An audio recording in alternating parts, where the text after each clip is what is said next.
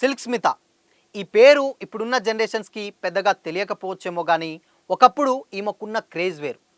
తినడానికి తిండి లేని స్థాయి నుండి కోట్లకు పడిగెత్తిన సిల్క్ స్మిత దశాబ్ద కాలంలోనే అంతే తొందరగా ఆమె జీవితం ముగిసిపోయింది. ఆమె చావుకు ఎన్నో కారణాలు అప్పట్లో బయటకు వచ్చాయి. అయితే రీసెంట్గా నటి జయశీల ఓ ఇంటర్వ్యూలో సిల్క్ స్మిత జీవితంలో జరిగిన కొన్ని విషయాలు, అదేవిధంగా ఆమె జీవితం అలా మధ్యలోనే ముగిసిపోవడానికి గల కారణాలు చెప్పుకొచ్చింది. అవేంటో తెలుసుకుందాం.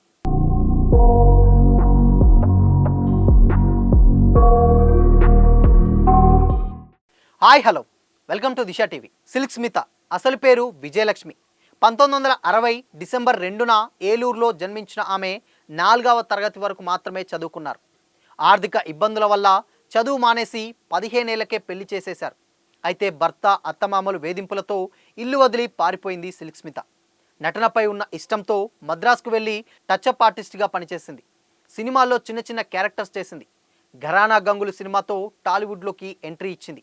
అయితే సిల్క్ స్మిత మరణం ఇప్పటికీ ఓ మిస్టరీనే. సిల్క్ స్మిత గ్లామర్ ప్రపంచంలో ఈ పేరు ఓ సెన్సేషన్.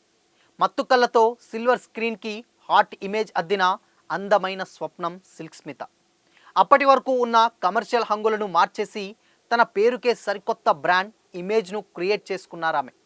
తన అందచందాలతో మత్తెక్కించిన సిల్క్ స్మిత నిజ జీవితం మాత్రం అంతు చిక్కని కథలానే మిగిలిపోయింది. రంగుల ప్రపంచంలో అమాయకపు చిరునవ్వుల్ని మిగిల్చి తనను తాను అంతం చేసుకుంది. ఇప్పటికీ సిల్క్ స్మిత మరణం ఒక మిస్టరీగానే మిగిలిపోయింది. అయితే సిల్క్ స్మిత రాధాకృష్ణ అనే వ్యక్తితో ఎఫ్ఐఆర్ పెట్టుకున్నారనే విషయం అప్పట్లో అందరికీ తెలిసిందే. అతనే మోసం చేశాడని ఆమె తెలిపింది. కానీ ఆయన కొడుకుని సిల్క్ స్మిత పెళ్లి చేసుకోవాలనుకుందా? ఇవన్నీ కూడా అప్పుడో ఇప్పుడో వస్తున్నటువంటి కామెంట్లు. సిల్క్ స్మిత ఉవ్వెత్తున ఎగిసిపడ్డ అందాల కెరటం. వ్యాంప్ క్యారెక్టర్స్తో బోల్డ్ రోల్స్తో కనువిందు చేసిన నటి. ఇండస్ట్రీలోకి వచ్చిన అనతి కాలంలోనే తిరుగులేని స్టార్ ఇమేజ్ని సొంతం చేసుకున్న నటి. తాను ఆఫర్ల కోసం వెంటపడడం నుంచి తన కోసం స్టార్ హీరోలు వెయిట్ చేసే స్థాయికి ఎదిగిన నటి.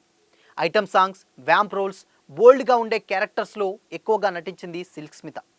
హీరోయిన్గాను చాలా సినిమాలు చేసింది. అప్పట్లో స్టార్ హీరోయిన్లకి పోటీ ఇచ్చింది.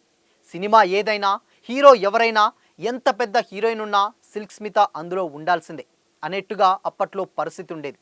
ఆమె కోసం మాస్ ఆడియన్స్ క్యూలు కట్టేవారు. ఆమె కోసమే సినిమాలకు వచ్చేవారు అంటే కోట్ల మంది ఉన్నారంటే అతిశయోక్తి కాదు. చాలా పేదరికం నుండి, తిండి లేని దశ నుండి కోట్లు సంపాదించే స్థాయికి ఎదిగింది. ఆకలి కోసం అలమటించిన పరిస్థితి నుంచి నోట్ల కట్టెలపై పడుకునే స్థాయికి ఎదిగింది. అంతలోనే తన కెరీర్ని నాశనం చేసుకుంది. ప్రియుడి వలలో పడి మోసపోయింది. మోసాలను తట్టుకోలేక దిక్కులేని మరణం పొందింది. అనాథల ఆమె అంత్యక్రియలు జరగడం అత్యంత బాధాకరం. ఇదిలా ఉంటే సిల్క్ స్మిత కెరీర్ డౌన్ కావడానికి, ఆమె ఆత్మహత్య పరిస్థితికి వెళ్ళడానికి కారణం ఆమె ప్రియుడు రాధాకృష్ణ అని అంటుంటారు కొంతమంది. తన సూసైడ్ నోట్లో కూడా ఆమె ఇదే విషయాన్ని మెన్షన్ చేసింది. ఆర్ఎంపీ డాక్టర్గా ఉన్న రాధాకృష్ణ సిల్క్ స్మితకు సంబంధించిన వ్యవహారాల్ని చూసుకునేవాడట. అందుకు ఓ కారణం ఉంది. చెన్నైలో టీ నగర్ వీధుల్లో గ్యాంగులు ఉండేవట. ఒంటరిగా ఉన్న మహిళలు, సినిమాల్లో నటించే ఆడవారంటే చిన్నచూపు, చులకన భావం ఉండేదట. వారు అఘాయిత్యాలకు పాల్పడేవారు. వారి నుంచి రక్షణ పొందాలంటే సిల్క్ స్మిత రాధాకృష్ణన్కు దగ్గరైందట. తనకు తెలిసిన వ్యక్తి, దగ్గరి ఊరు అనే భావనతో ఆయన్ని ఎంకరేజ్ చేసింది. ఆయనతో ఎఫ్ఐఆర్ కూడా పెట్టుకుంది. కానీ అతడు తన డబ్బు మొత్తం కాజేసేవాడట. జయశీల అప్పట్లో క్యారెక్టర్ ఆర్టిస్ట్గా గ్లామర్ క్యారెక్టర్స్తో మెప్పించిన ఆమె సిల్క్ స్మితకు సమకాలికురాలు. తనకన్నా ముందు వచ్చిన సిల్క్ స్మిత తాను చూస్తుండగానే ఎదిగిపోయిందని, తనని చిన్న చూపు చూసిన వారిని తన యాటిట్యూడ్తో సమాధానం చెప్పిందని, తనని తిప్పించుకున్న వాళ్ళనే తాను తిప్పించుకుందని తెలిపింది జయశీల.